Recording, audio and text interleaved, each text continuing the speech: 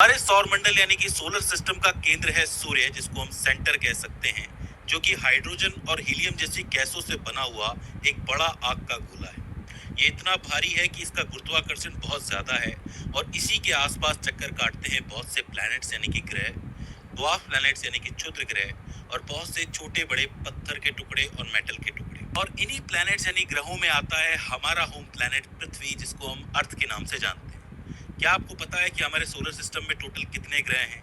8 ग्रह हैं, यानी कि 8 प्लैनेट हैं, जिसमें बुध यानी मरकरी सबसे आगे है, दूसरे नंबर पे शुक्र यानी कि वीनस है, तीसरे पे पृथ्वी यानी कि अर्थ है, चौथे पे मंगल यानी कि मार्स है, पांचवे पे बृहस्पति यानी कि जुपिटर है, छठवें पर शनि यानी कि सैटर्न है, सातवें पर अरुण यानी कि यूरेनस है, और आठवें पर आखिरी प्लैनेट जो है वो है नेपच्यून यानी कि वरुण है। इसके अलावा हमारे ही सोलर सिस्टम में 5 ऐसे प्लैनेट भी हैं जिनको हम ड्वार्फ प्लैनेट या फिर क्षुद्र ग्रह कहते हैं, यानी कि वो ग्रह जो ग्रह नहीं है, मतलब ग्रह की परिभाषा में नहीं आते। मैं आपको बता दूं कि एक ग्रह को कुछ एक परिभाषा यानी कि डेफिनेशन पूरी करनी होती है, तभी वो ग्रह बनता है, अदरवाइज नहीं बन पाता है। तो क्या है वो परिभाषा? परिभाषा ये है कि एक ग्रह यानी कि प्लैनेट एक ऐसा खगोलीय पिंड होता है, सेलेस्टियल ऑब्जेक्ट होता है, जो सूरज के चारों ओर परिक्रमा करता है, घूमता है, और उसका द्रव्यमान इतना होता है कि वो अपने गुरुत्वाकर्षण से गोल हो जाता है। मतलब उसका आकार गोल होना चाहिए, ज्यादा टेढ़ा मेढ़ा नहीं होना चाहिए। थोड़ा टेढ़ा मेढ़ा चलेगा, पर ज्यादा टेढ़ा मेढ़ा नहीं होना चाहिए, ओवरऑल गोल होना चाहिए। साथ ही वो अपनी कक्षा में ही चक्कर काटता है। कक्षा में चक्कर काटने का मतलब है कि एक फिक्स गोले के अंदर सूरज के आसपास चक्कर काटता है, कभी भी आगे या पीछे नहीं होता। और इसके अलावा उसके रास्ते में जो भी कुछ आए वो उसे निगल जाता है। ऐसे ही हमारे प्लैनेट्स बने थे कि प्लैनेट्स के रास्ते में जो भी धूल मिट्टी आती गई वो सब उसी प्लैनेट में मिल गई, यानी कि ग्रह में मिल गई, और इस तरीके से पूरे ग्रह का निर्माण हुआ। अभी जो क्षुद्र ग्रह होते हैं, जैसे कि प्लूटो एक क्षुद्र ग्रह है, वो क्या करता है कि वो अपनी परिक्रमा करते हुए बाहर निकल जाता है कुछ इस तरीके से। आप देखोगे कि यह आगे बढ़ गया, दूसरे प्लैनेट की कक्षा में घुस गया, ऑर्बिट में घुस गया। इसी वजह से इसको क्षुद्र ग्रह करार दिया गया था, इसको प्लैनेट की लिस्ट से बाहर निकाल दिया गया था। तो अब आपको प्लैनेट और ड्वार्फ प्लैनेट के बीच का अंतर समझ में आ गया। अब मैं आपको आज ये बताने वाला हूँ कि हर प्लैनेट पर एक दिन कितना लंबा होता है और उसके एक साल में कितने दिन होते हैं। कहने का अर्थ ये है, जैसे हमें पता है कि हमारी जो पृथ्वी है उसका एक दिन कितनी देर में पूरा होता है? 23 घंटे 56 मिनट और 4 सेकंड के अंदर।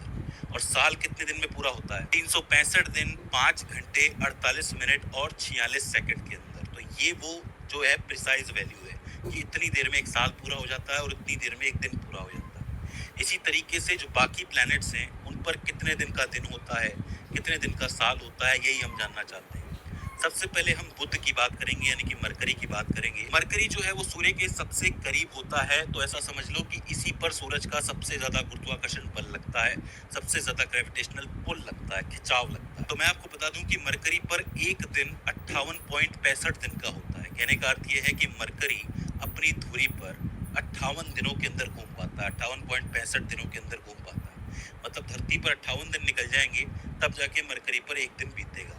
उसका कारण भी है, मैंने आपको अभी भी बताया कि ये ग्रेविटेशनल पुल के अंदर होता है। यही कारण है कि अपनी धुरी पर भी नहीं घूम पाता है, बड़ी मुश्किल से घूम पाता है। वहीं ये जो परिक्रमा करता है, एक साल की परिक्रमा जिसको हम कहते हैं, तो वहां पर साल सिर्फ 88 दिन का होता है, क्योंकि पास में है तो गोला जो है वो छोटा है तो जल्दी हो जाएगा। तो एक दिन निकलेगा 58 दिन में और एक साल निकलेगा 88 दिन के अंदर। तो मतलब जब तक ये 2 दिन पूरे करेगा अपने, तब तक साल पार हो चुका होगा। समझ रहे? दूसरे नंबर पे आता है आपका शुक्र ग्रह यानी कि वीनस। यहाँ पर एक दिन 243 दिन में पूरा होता है। ये मरकरी से भी ज्यादा फंसा हुआ होता है, इसका मतलब ये 243 दिन में एक बार अपनी धुरी पर घूम पाता है।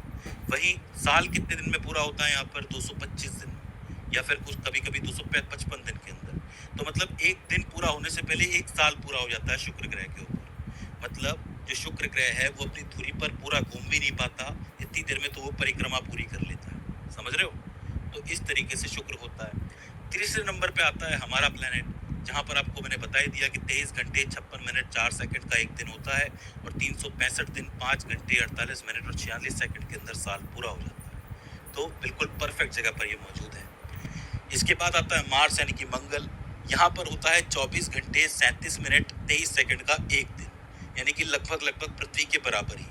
यही कारण है कि हम मार्स पर जाने की कोशिश कर रहे हैं, क्योंकि हमें ऐसा लग रहा है कि जो पृथ्वी के अलावा और कोई प्लेनेट है जो कि रिलायबल होगा, वो मार्स ही होगा। मंगल पर जो एक साल है वो 687 दिन के अंदर पूरा होता है, क्योंकि ये जो है थोड़ा दूर है सूरज से, इसलिए इसकी परिक्रमा लंबी हो जाती है, तो 687 दिन लगते हैं। इसके बाद अगर जुपिटर की बात करें तो यहाँ पर एक दिन जो है 9 घंटे 55 मिनट में ही पूरा हो जाता है, बहुत जल्दी घूम जाता है, गैस का बना हुआ है, ज़्यादा टेंशन वाली बात ही नहीं है। लेकिन यहाँ पर एक साल बीतने में 12 साल लग जाते हैं, जी हाँ, क्योंकि ये बहुत ज़्यादा ही दूर है और बहुत ज़्यादा भारी भी है, यही कारण है कि इसको टाइम लगता है 12 साल का।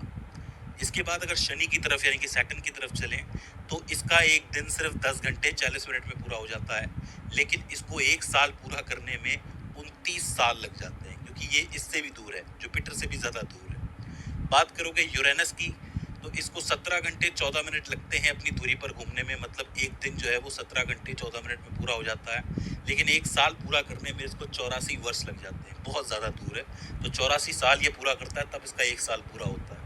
और आखिर में आता है आपका नेपच्यून यानी कि वरुण ग्रह, इसको एक दिन पूरा करने में 16 घंटे लगते हैं, ठीक है, लेकिन एक साल पूरा करने में इसको 165 साल लग जाते हैं, मतलब एक साल में ही पीढ़ी की पीढ़ी खत्म हो जाए।